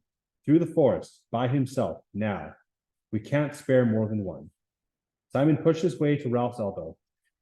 I'll go if you like. I don't mind, honestly. Before Ralph had time to reply, he smiled quickly, turned, and climbed into the forest. Ralph looked back at Jack and seeing him infuriatingly for the first time. Jack, that time you went the whole way to the Castle Rock, Jack glowered. Yes. You came along part of this shore, below the mountain, beyond there. Yes. And then I found a pig run. It went for miles. And Ralph nodded. He pointed at the forest. So the pig run must be somewhere in there. And everyone agreed, sagely. All right, then, we'll smash a way through until we find the pig run. And he took a step and halted. Wait a minute, though. Where does the pig run go to? The mountain. I told you, he sneered. Don't you want to go to the mountain? And Ralph sighed, sensing the growing antagonism, understanding that this was how Jack felt as soon as he ceased the lead. So he starts to understand why Jack is kind of a pain in his ass, right? So he can relate to that feeling now where, Jack's not the one who's actually in control. And when Ralph himself is, doing decisions that don't make as much sense. I was thinking of the light. We'll be stumbling about. We were going to look for the beast. There won't be enough light. I don't mind going, said Jack hotly. I'll go when we get there. Won't you? Would you rather go back to the shelters and tell Piggy? Now it was Ralph's turn to flush, but he spoke despairingly out of the new understanding that Piggy had given him. Why do you hate me? The boy stirred uneasily, as though something indecent had been said, and the silence lengthened. Ralph, still hot and hurt, turned away first. Come on. He led the way and set himself as by the right at the back of the tangles. Jack brought up the rear, displaced and brooded. The pig track was a dark tunnel, for the sun was sliding quickly towards the edge of the world, and in the forest shadows were never far to seek. The track was broad and beaten, and they ran along at a swift trot. Then the roof of the leaves broke, and they halted, breathing quickly, looking at the few stars that pricked the head of the mountain. There you are. The boys peered at each other undoubtfully. Ralph made a decision. We'll go straight across the platform and climb tomorrow. And they murmured agreement, but Jack was standing by his shoulder. If you're frightened, of course. And Ralph turned on him. Who went first on the castle run? I went too, and that was daylight. All right, who wants to climb the mountain now? And silence was the only answer. Simon, Eric, what about you? We ought to go tell Piggy. Yes, tell Piggy that. But Simon went. We ought to tell Piggy in the face. Robert, Bill, and they were going straight to the platform now. Not of course that they were afraid, but tired. And Ralph turned to Jack. You see, I'm going up the mountain. The words came from Jack viciously, as though they were a curse. He looked at Ralph, his thin body tense, and his spear held as if it threatened him. I'm going up the mountain to look for the beast, now. And then the supreme sit-in, the casual, bitter word, coming. So they're starting to challenge each other here. At that word, the other boys forgot the urge to be gone and turned back to sample this fresh rub of two spirits in the dark.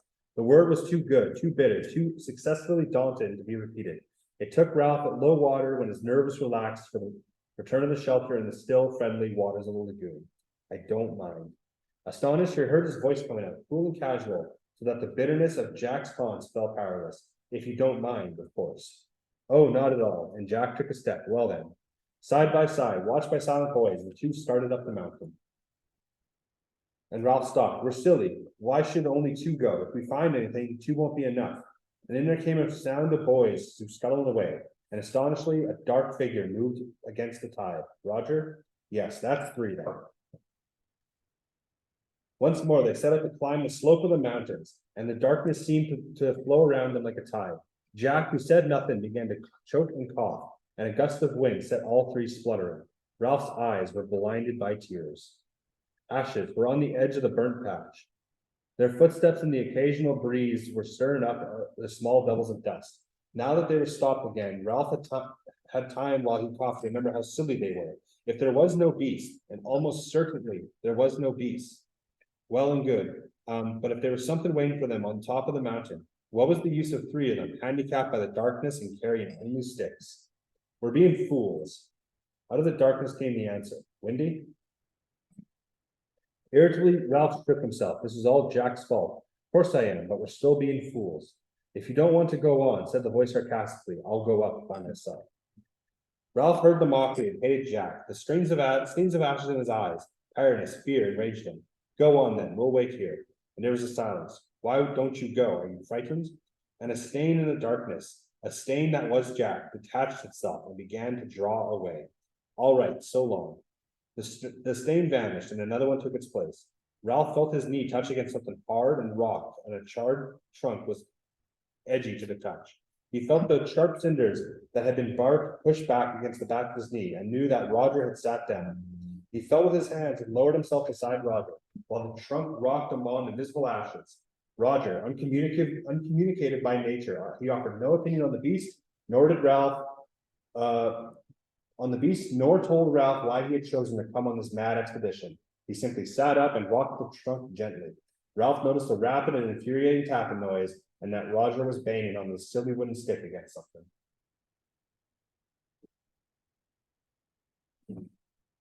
So they sat, the rocking, tapping, impervious Roger and Ralph, human. Round them, the clear sky, the close sky was lit with stars, save where the mountain punched up a hole of blackness. There was a slithering noise high above, and the sound of someone taking a giant and dangerous strides on rock or ash. Then Jack found them, and was shivering and croaking in voice they could recognize as his. I saw a thing on the top. They heard him blunder against the trunk, which rocked violently. He lay silent for a moment, and then muttered, keep a good lookout, or maybe follow him. And a shower of ash pattered among them, and Jack sat up. I saw a thing bulge on the mountain. No, you only imagined it, said Ralph shakily, because nothing would bulge, not any sort of creature. And Ralph spoke, and then they jumped, and they soon forgot him. A frog. Jack giggled and shuddered. Some frog, there was a noise too, a kind of plop, then the thing bulged. And Ralph surprised himself, not so much by the quality of his voice, which was even, but by the bravado of his intentions.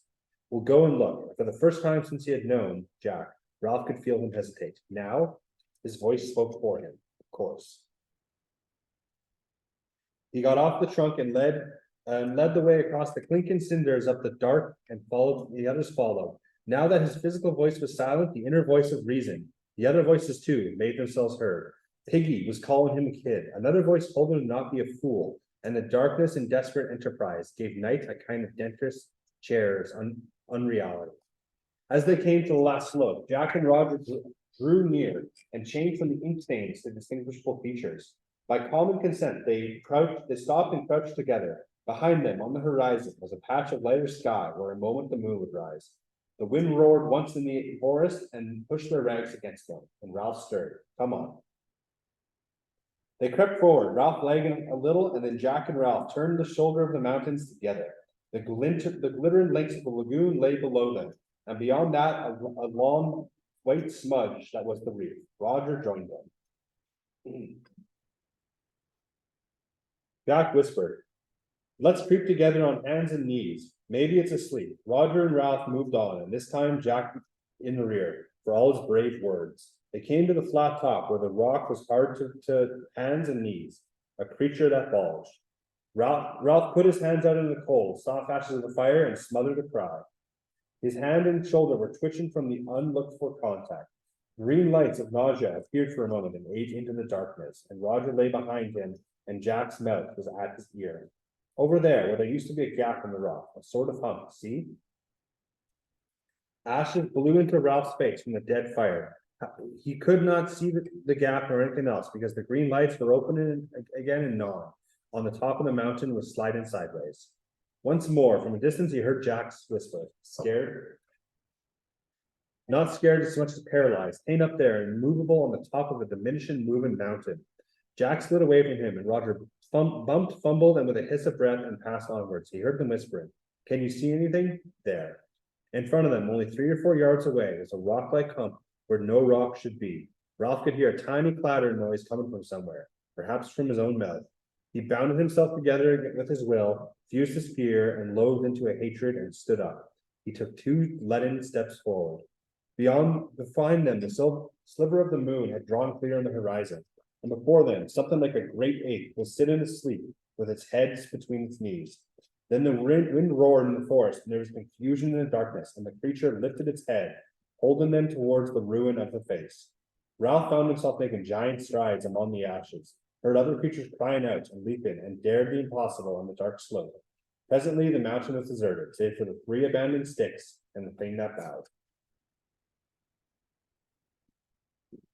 So that's chapter 7. So, I mean, what did they find? Of course, they found that body that was kind of hidden in the trees, right? When the wind blows, it's moving the parachute and stuff.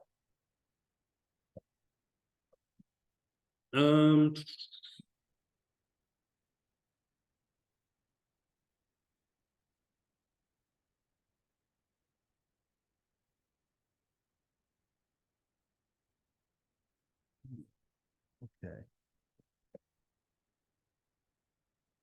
Okay, so why don't we? Okay, we'll do our plot summary actually really quickly here. What did we did that chapter. Okay, we finished chapter 7. Okay, so we got 3 of them here. Quite a bit. So chapter 4 ended where, the boat passed, the fire was out, and Ralph is very, very mad. So he calls a meeting. So chapter 5 starts with the meeting. So the meeting's called. So the meeting's called. And he holds everyone responsible. Some of the examples here were things like the fire going out. There's no water. You guys need to go use the bathroom in the proper place. Hunting's stupid. We need to get food, etc. But the big thing he really focused on here was this is Ralph. Ralph tries to reestablish control and make the fire priority number 1.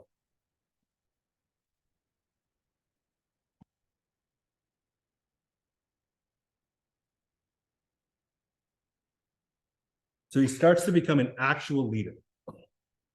And additionally, Ralph starts to see Piggy as useful. He starts to acknowledge, what Piggy says.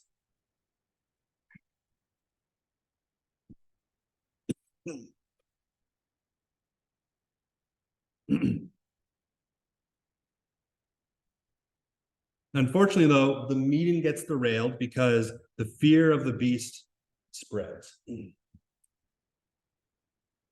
And ultimately, what we get is we get Jack and others not respecting the rules and running off.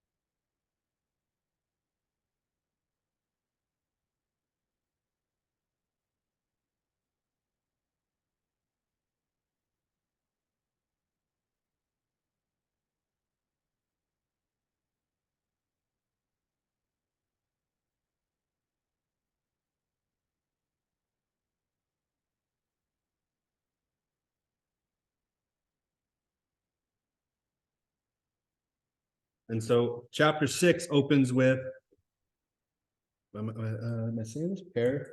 Parachutist? That's a word, okay. So a parachutist falls from the sky, right?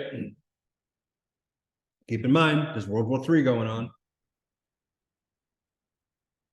He falls from the sky. The twins are scared of his parachute's shadows.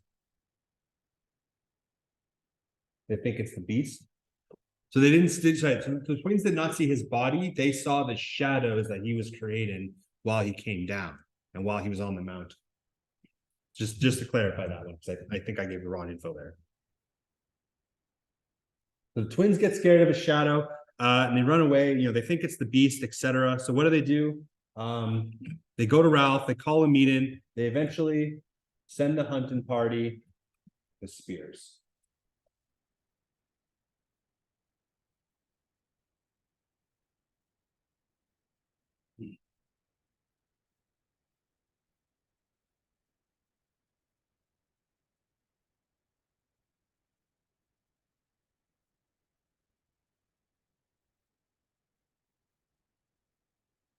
So ultimately, what ends up happening here is Piggy and the little ones, I'll use their words, are left behind. And you know, the reason for this is they're generally seen as useless. So they're left behind, and the rest, the hunters, basically find a small cave to use as a hideout.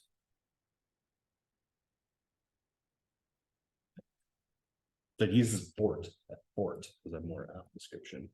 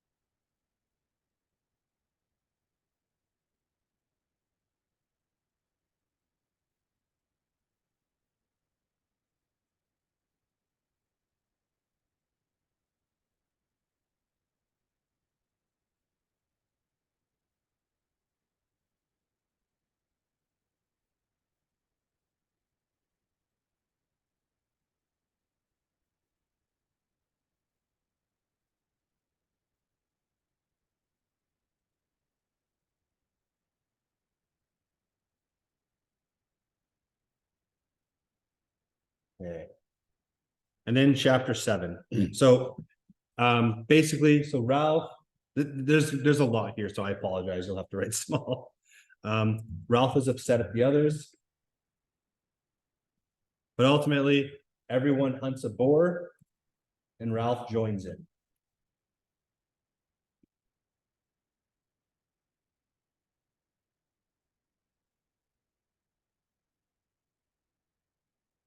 And eventually, so he gets really into the hunts, right? So Ralph gets very, yeah, I'm just gonna say into.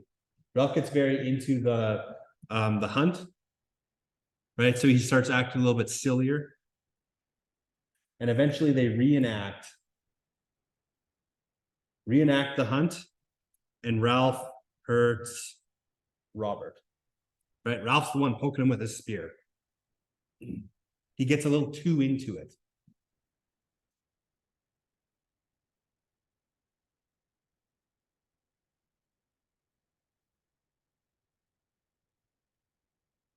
So ultimately, Simon runs back for Piggy.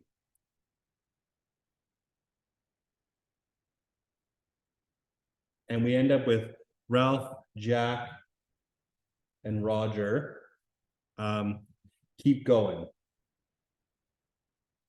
They keep going up the mountain. And ultimately, they see an ape-like shadow, right? The parachutist, and they run away.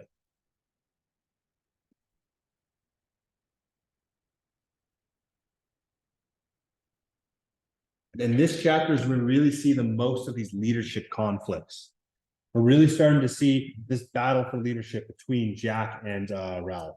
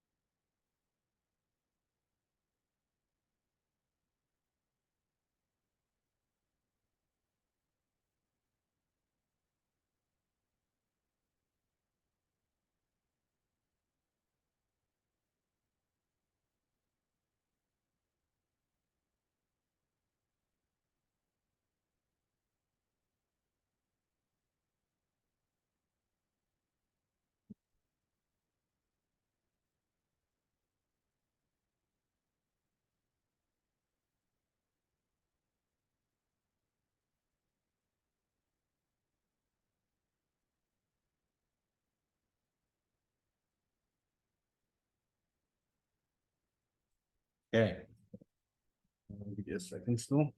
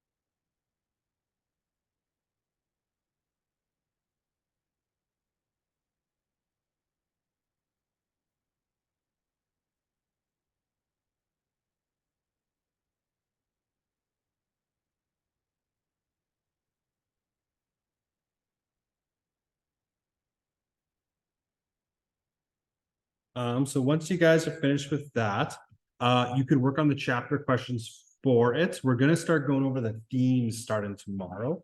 So I'll give you guys some time to work on those chapter questions for this though. Again, we're not gonna have the time to really review those. So if you have questions on it, please let me know.